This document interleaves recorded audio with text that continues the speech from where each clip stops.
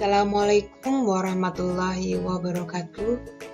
Bertemu kembali dengan Bu Agus Wijutami pada pembelajaran kelas 6. Apa kabarnya anak-anakku? Semoga tetap sehat dan semangat belajar dari rumah. Hari ini kita akan mempelajari tema baru, yaitu tema 4, globalisasi. Kali ini kita akan belajar tema 4, tema 1, globalisasi di sekitarku, pembelajaran pertama.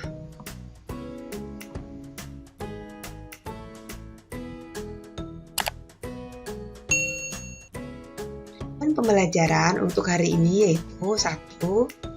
Setelah siswa mengamati produk di sekitar, siswa dapat menjelaskan pengertian globalisasi dengan tepat. 2. Setelah siswa membaca teks, siswa mampu menyebutkan contoh kerjasama Indonesia dengan negara-negara di Asia Tenggara di bidang sosial budaya dengan tepat. 3. Setelah membaca teks eksplanasi, siswa mampu menuliskan informasi penting dari teks eksplanasi dengan tepat. 4. Setelah siswa membaca teks dan mengamati gambar, siswa dapat menuliskan proses dihasilkannya energi listrik oleh pembangkit listrik hidro dengan tepat. Anak-anak, saat ini kita berada di era globalisasi. Dapatkah kamu menyebutkan dan menjelaskan tentang globalisasi yang ada di sekitarmu? Amatilah berbagai produk yang ada di sekitarmu. Produk tersebut bisa berupa pakaian, tas, atau sepatu. Bisa juga makanan dan minuman, atau produk lain yang ada di sekitarmu. Bisakah kamu menerka negara mana yang memproduksinya? Di peta terdapat beberapa gambar seperti tangan, kemudian ada karpet, kemudian ada boneka, mobil, batik, dan susu. Apakah kamu dari negara manakah itu? Ya, batik itu berasal dari Indonesia. Kemudian ada karpet dari Turki. Ada boneka dari Tiongkok atau Cina. Kemudian mobil dari Jepang, jam tangan dari Swiss, dan susu dari Selandia Baru.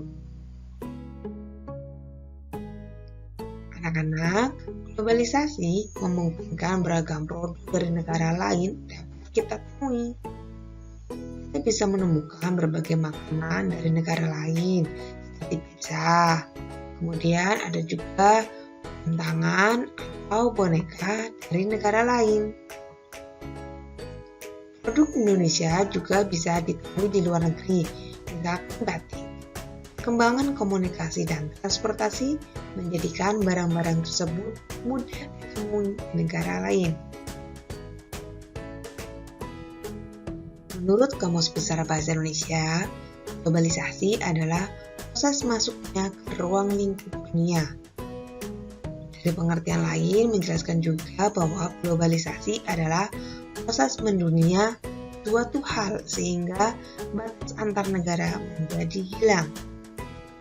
Globalisasi didukung oleh berbagai faktor seperti perkembangan teknologi, transportasi, pengetahuan, komunikasi, dan sebagainya yang kemudian berpengaruh pada perubahan berbagai aspek kehidupan dalam masyarakat. Pada era globalisasi ini, Indonesia juga melakukan kerjasama dengan negara lain, termasuk dengan negara-negara ASEAN. Bagaimana peran Indonesia dalam kerjasama di bidang sosial budaya dengan negara-negara ASEAN? Yuk kita pelajari.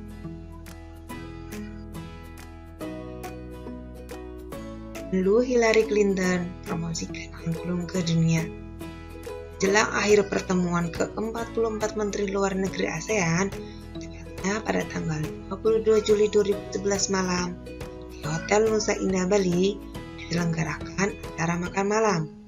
Acara tersebut dihadiri lebih dari 50 Menteri Luar Negeri, 4 Menteri Luar Negeri Amerika, Hillary Clinton, dan Menteri Luar Negeri dari negara-negara ASEAN, China, Rusia, Uni Eropa, tinjau, dan tamu dari berbagai negara lain.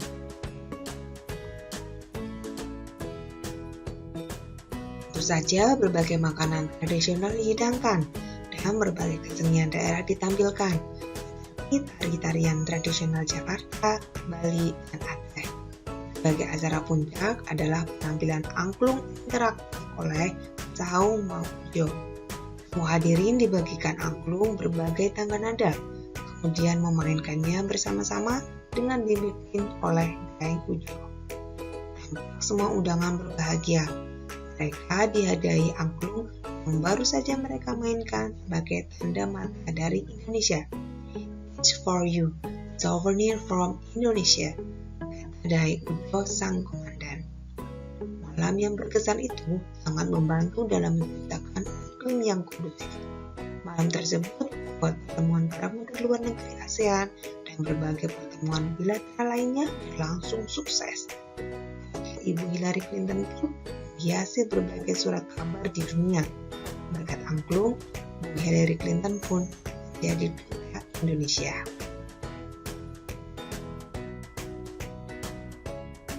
Anak, amati pertanyaan berikut berdasarkan artikel berita tersebut ya.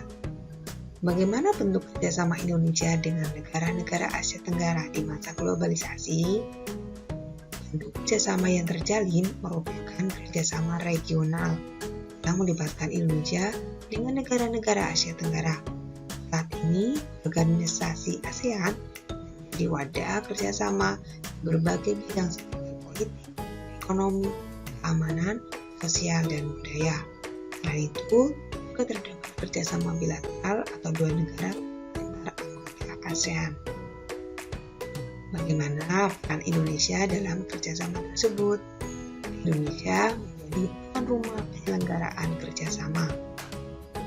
Bagaimana peran angklung dalam acara tersebut? Angklung menghadirkan kebahagiaan bagi semua undangan. Nah, selanjutnya kita akan membahas tentang kerjasama Indonesia dengan negara-negara di Asia Tenggara di bidang sosial budaya di masa globalisasi. Ada dua bidang ya, sosial dan budaya.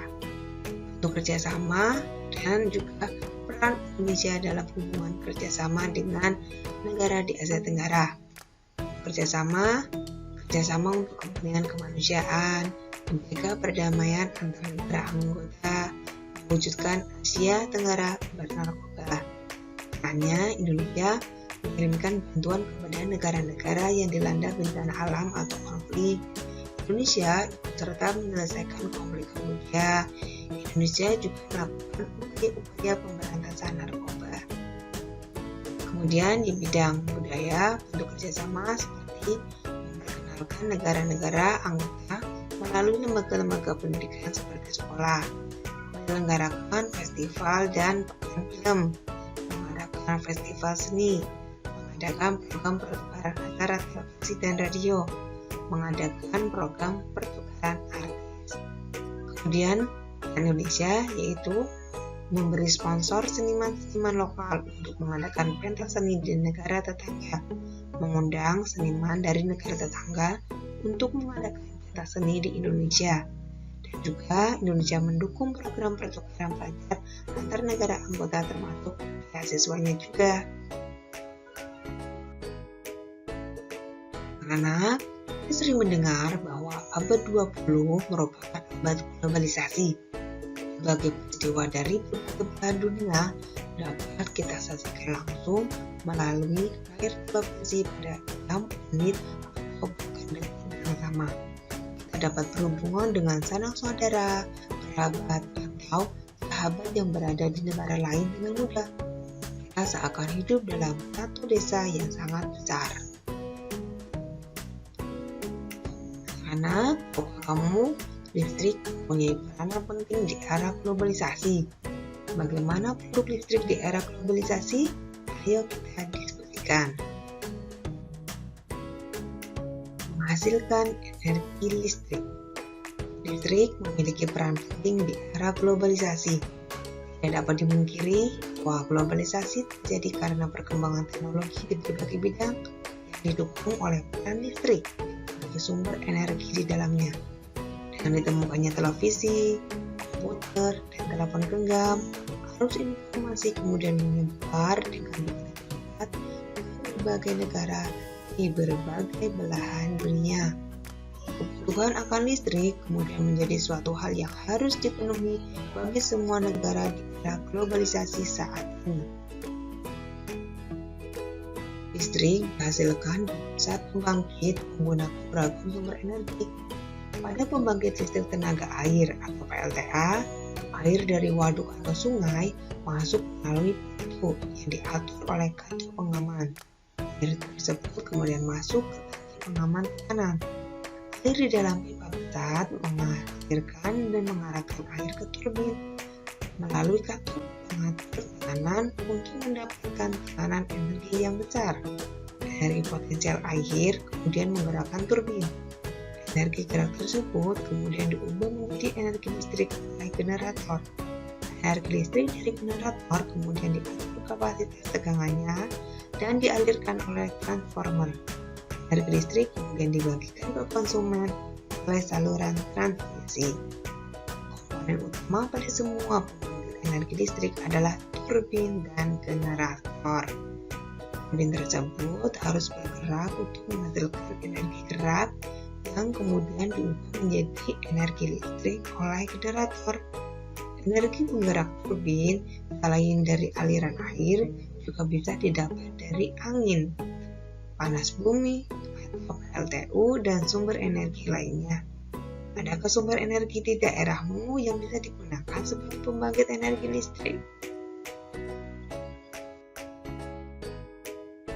Nah, anak-anak, dari teks tersebut baca dengan teliti, kemudian tuliskan informasi penting dalam setiap paragraf pada diagram berikut. Mengingat kembali, teks eksplanasi terdiri dari 3 bagian: masalah, kemudian ada deret penjelas, dan kesimpulan. Kalian juga bisa bekerjasama dan berdiskusi dalam kelompokmu ya. Kamu telah memahami tentang proses menghasilkan energi listrik dengan komponen-komponen utama pada pembangkit tersebut. Komponen utama pada semua pembangkit energi listrik adalah turbin dan generator atau dinamo. Turbin tersebut harus bergerak untuk menghasilkan energi gerak yang kemudian diubah menjadi energi listrik oleh generator atau dinamo. Pada pusat pembangkit dari waduk besar, energi listrik yang dihasilkan juga sangat besar dan mampu memenuhi kebutuhan listrik warga di banyak wilayah. Di daerah pedesaan yang belum terjangkau aliran listrik dari pemerintah, warga terkadang membuat pembangkit listrik secara mandiri dengan memanfaatkan aliran air dari sungai atau air terjun yang ada di daerahnya. Pembangkit tersebut tentunya menghasilkan energi listrik yang hanya cukup untuk memenuhi kebutuhan listrik warga sekitar saja. Pembangkit listrik tersebut dinamakan pembangkit listrik mikrohidro yang memanfaatkan sumber energi alternatif dari aliran air yang ada di lingkungan sekitar. Anak-anak, silakan amati gambar pembangkit tenaga listrik mikrohidro berikut. Amati kembali proses menghasilkan energi listrik pada teks sebelumnya. Tuliskan proses dihasilkannya energi listrik pada pembangkit listrik mikrohidro. Kamu dapat menambahkan gambar pada tulisanmu. Alhamdulillah, pembelajaran hari ini telah selesai. Semoga bermanfaat ya. Ingat, kamu harus tetap rajin dan semangat belajar. Bagi kalian yang baru pertama kali menemukan channel Agus Video kami, jangan lupa untuk klik atau subscribe. Terima kasih. Wassalamualaikum warahmatullahi wabarakatuh.